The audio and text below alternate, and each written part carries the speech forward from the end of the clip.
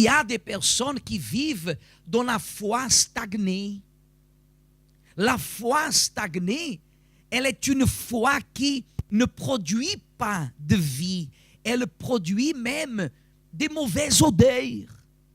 Comment ça, pasteur, des mauvaises odeurs? La foi stagnée est la foi que la personne, elle dit croire à une chose, mais elle fait une autre chose. Sa vie n'avance pas, stagne. Et lorsque la vie d'une personne stagne, elle laisse d'avoir le reflet du Créateur, le reflet de Dieu dans notre vie. C'est pour cela que Dieu, il a toujours dit, mon juste vivra par sa foi. L'exercice de la foi, Église, ne peut pas être quelque chose qui vous dit, ah, quand je suis arrivé à l'église, j'ai fait ceci, j'ai fait... Vous voyez qu'il y a beaucoup de personnes qui ont des témoignages. Les années, les premières années, pour ne pas dire même la première année qu'elle est arrivée à l'église. Mais au bout d'un moment, elle n'a plus de témoignages. Il y a des personnes qui disent comme ça, parce que quand je suis arrivé à l'église, ma vie, elle était comme ça, comme ça, comme ça. Et j'ai fait les chaînes, j'ai participé aux campagnes, j'ai sacrifié. Dieu a changé ma vie. Mais les années se sont passées et la foi de cette personne, elle a stagné. Qu'est-ce que ça veut dire? Ça veut dire qu'aujourd'hui, si on regarde la vie de cette personne et la vie de la voisine, de sa voisine, on ne trouve aucune différence. On ne trouve aucune différence. Parce que ni tous les voisins fument, ni tous les voisins vivent dans la prostitution. Il y a des personnes qui ont des voisins qui sont des voisins dignes, mais qui n'ont pas la source d'eau vive avec eux. Et lorsque nous avons la source d'eau vive, que c'est le Seigneur Jésus, notre vie, elle est quotidiennement, elle est d'une façon quotidienne, elle est une nouveauté de vie. Une nouveauté de vie. Qui vous a vu octobre 2015, doit vous regarder aujourd'hui et dire comme ça, tu as changé. Qui va vous voir en octobre 2017 doit vous regarder, doit vous dire, tu as changé. Pourquoi il y a des personnes qui n'arrivent pas à évoluer? Parce qu'elles suivent le chemin des autres. Tout ce qui est nouveau attire l'attention des personnes. La Bible dit que celui qui est en Christ, il vit en nouveauté de vie. Et ça rend les personnes jalouses. J'ai pas d'argent, j'ai pas de richesse. Mais moi, autant que pasteur, autant que serviteur de Dieu au centre d'accueil, je n'ai pas d'argent, je n'ai pas de richesse, mais je vis en nouveauté de vie. Mon mariage n'est pas mis au placard. Est-ce que vous comprenez? Ma vie, mon être n'est pas quelque chose que je laisse venir à l'aise. Non, non, non. Je vis en nouveauté de vie. Tout pour moi est quoi? Est nouveau parce que ma foi, elle ne peut pas rester stagnée. Et des fois, la personne dit, pasteur, j'ai la foi, mais rien n'arrive, c'est faux. Parce que lorsque la personne, elle met la foi en action, Dieu agit, Église. Le monde spirituel commence à quoi? À bouger. Le monde spirituel, il bouge. Si ma foi physique, elle quoi? Elle bouge. Elle contredit les choses. La personne, elle a mal à la tête. Elle reçoit et elle garde cette douleur à la tête. Elle a mal quelque part, un petit problème. C'est déjà une raison pour l'empêcher de faire ceci, de faire cela. Elle ne fait pas bouger le monde spirituel. Elle ne fait pas bouger le monde spirituel. La voiture démarre si dans le réservoir il y a de quoi. Et est-ce que vous arrivez à voir l'essence? Non. Vous ne voyez pas l'essence. Essayez de voir là par le trou là où vous mettez l'essence. Essayez de voir si vous voyez l'essence. Mais vous savez que la voiture démarre s'il y a de l'essence. S'il n'y a pas de l'essence, à quoi bon? Hein? Ça ne sert à rien. Si je paye l'électricité, je peux arriver à l'interrupteur et faire quoi? Éteindre ou allumer. Parce que je sais que j'aurai de l'allumer. Mais si je ne paye pas, qu'est-ce qu'ils vont faire? Ils vont couper. Ils vont couper. Ils vont couper. La foi, c'est la même chose. Vous voyez que ça ne fait pas longtemps qu'on a parlé de Josué au sujet des murailles de Jéricho, n'est-ce pas? Et après, qu'est-ce qu'il a fait, Josué? A pris ses valises, il est parti au pays en vacances. Qu'est-ce qu'il a fait? Il a continué à quoi? À lutter. Église, le monde spirituel ne peut pas s'arrêter.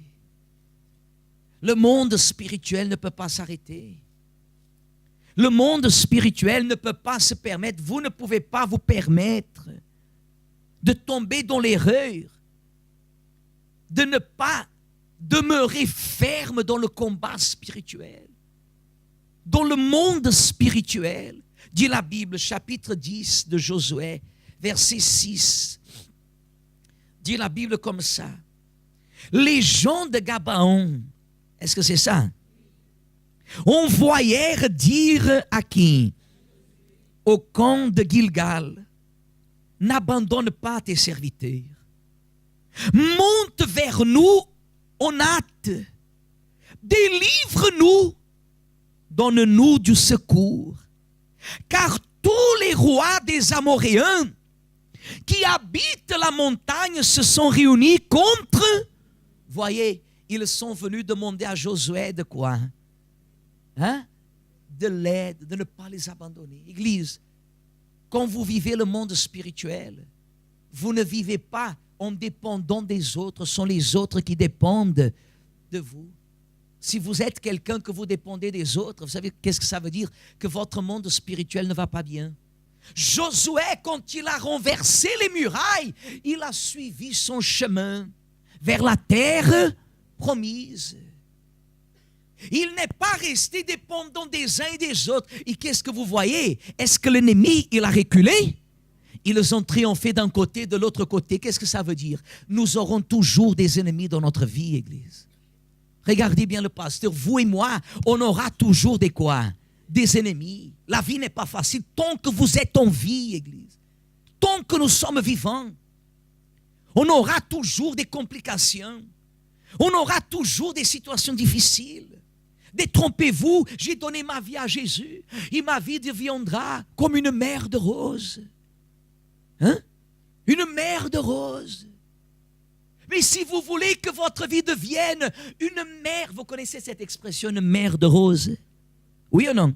C'est beau de voir. Je ne sais pas si vous avez déjà vu un champ de roses. Hein? Mais rempli de roses.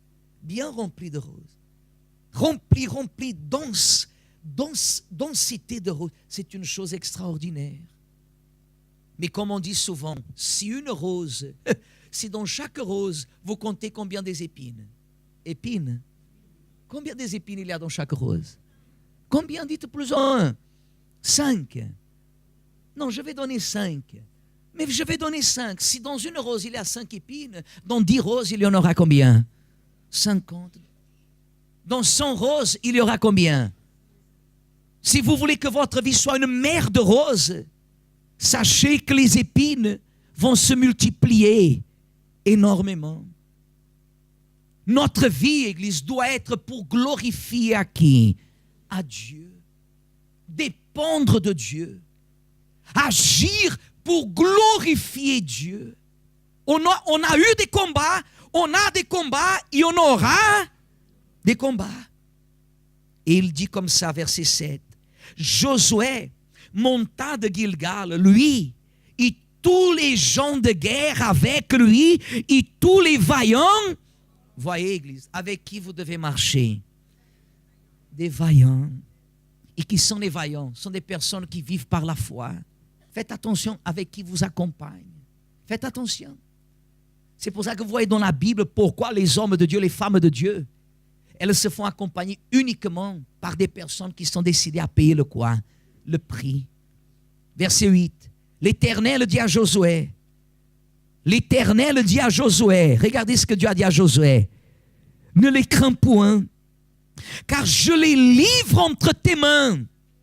Et aucun d'eux ne tiendra devant toi. Verset 9.